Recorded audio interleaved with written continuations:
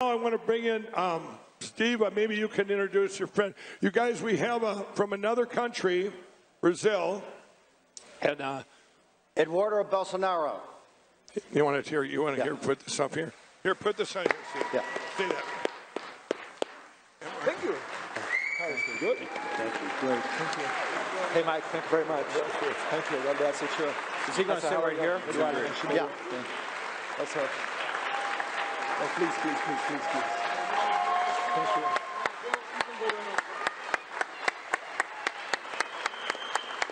you. Steve, for those that don't know, you can go right over here.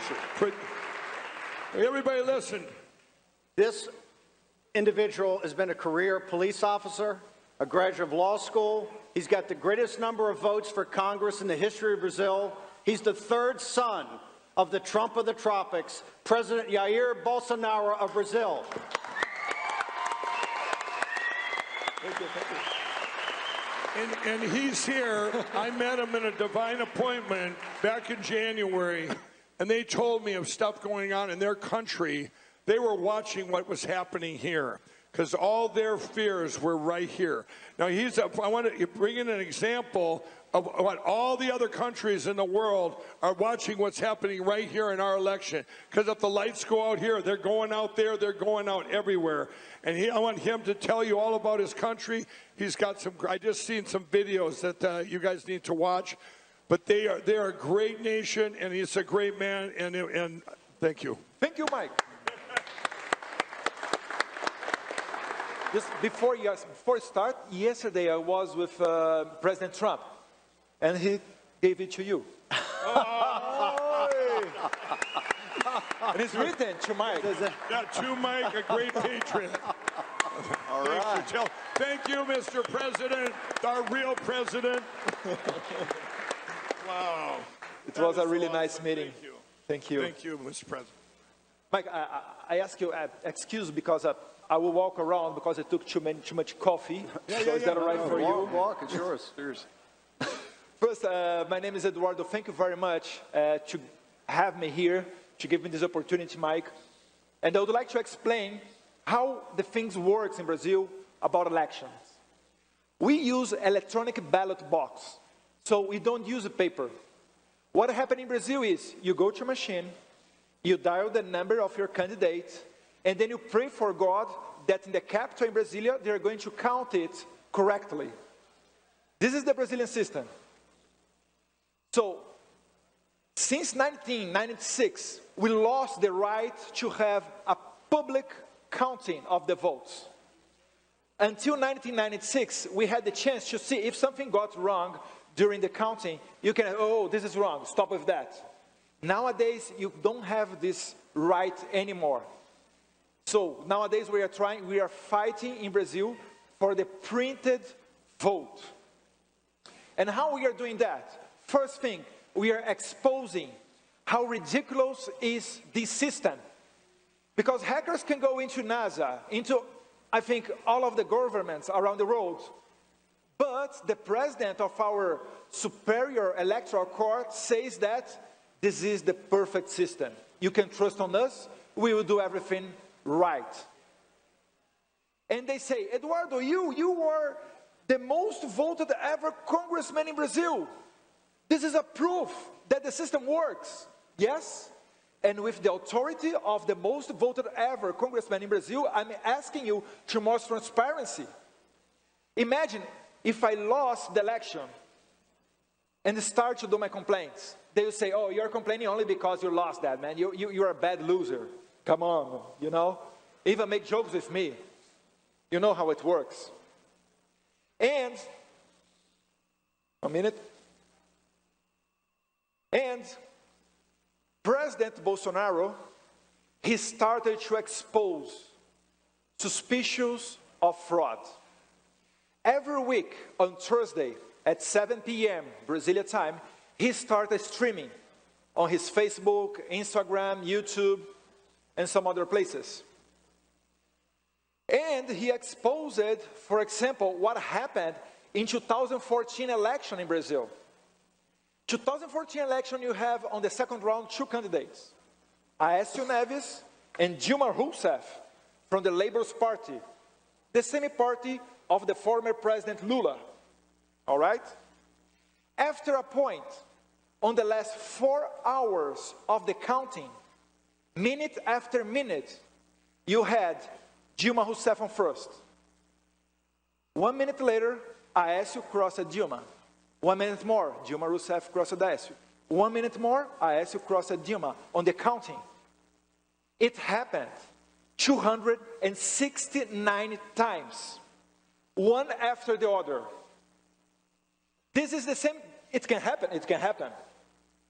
But this is the same chance that you have to win 6 times consecutively the main lottery of Brazil.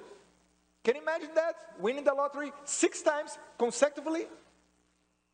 And I'm talking about Brazil. We are like 210 million people living there. It's not a small country. But they say this is not a proof. Okay, this is not a proof. You can win 6 times the lottery. Why not? Okay.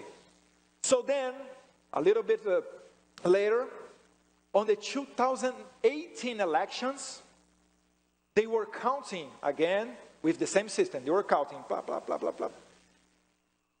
And on the southeast of Brazil, you have São Paulo, Rio de Janeiro, and 2 other states, all right?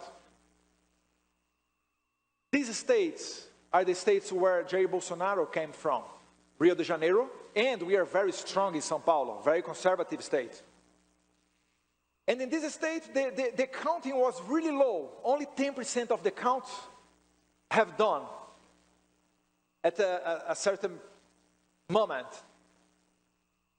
So, at that time, with all the other regions of Brazil, they are almost done with the counting, only waiting for the southeast of Brazil to count. Jair Bolsonaro was with 49% of the votes.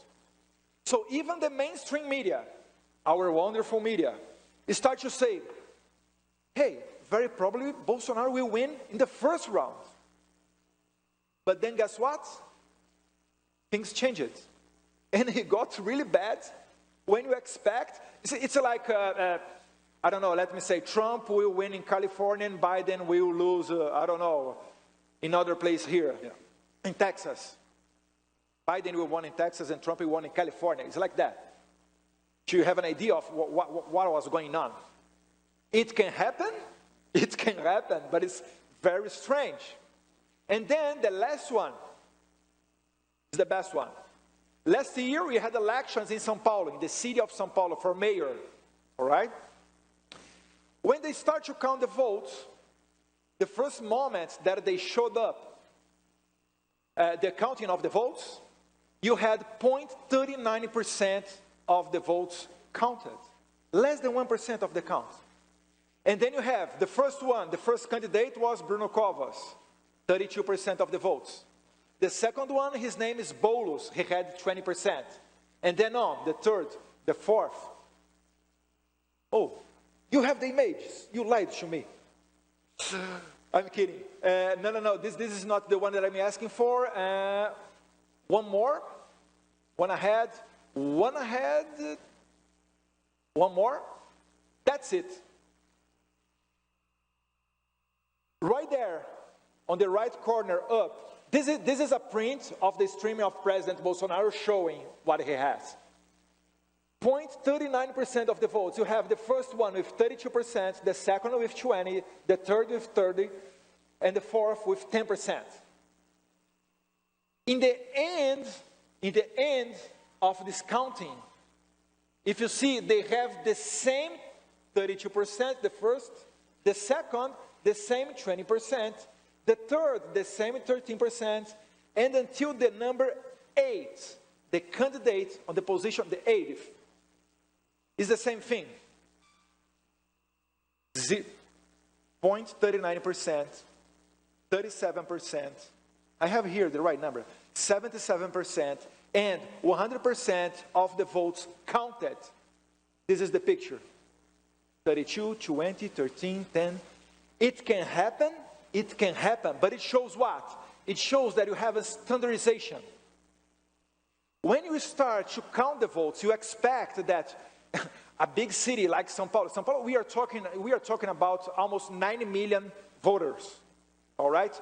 So when you start to count the vote, you expect that on the poor area, a candidate very probably will be better than others. And then you start to count the vote on rich area or whatever, you tell me what you prefer to look, but expect that you have kind of variation, and you didn't. You have this picture, and they tell you, you have to trust on the counting. You have to trust in the electoral court. Electoral court in Brazil, they organize the election, and they are the judges of the elections. So, I complained about that for the same people who organized that. There is no way to you prove something. So, they also don't have a way to prove that you didn't have fraud. I can't prove, they say, that I have fraud, so okay, you can't prove that you don't have. This is the main point. So, in Brazil, it became a big issue. So big that people went to the streets. We Brazilians, we are not used to go to the streets. Here you have rallies, you have organized things. In Brazil, you are more disorganized. People just go to the streets. And if possible, please show the video of people on the streets. It was August 1st. Fake news media will not show you about that. Yeah. Eduardo Bolsonaro.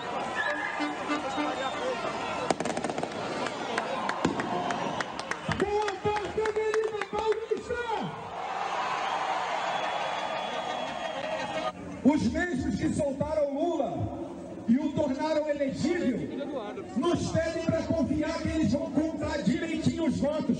Dá para confiar nesse pessoal, Vila Paulista?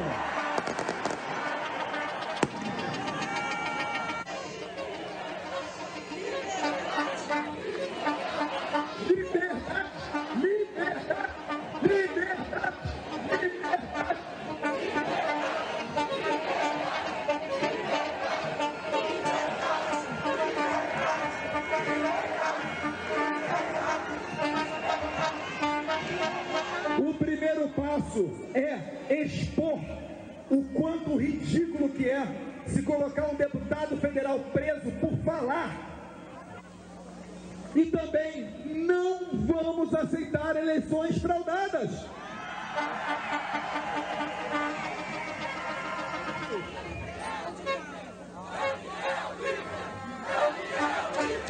Daniel Livre.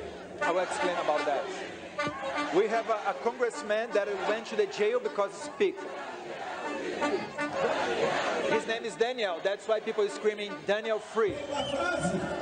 Atribuída a Chesterton, I'm almost finishing. que diz o seguinte: o verdadeiro soldado. There is a phrase that's attributed to Chesterton that tells that true soldier do not fight because he hates what is in front of him, but because he hates, but for loving what is behind him. That's our family, our freedom, it's democracy, the pride of being Brazilian, and to know the destiny that we want to our country. And then I end with the slogan of Jair Bolsonaro 2018 elections, that is Brazil above all and God above all.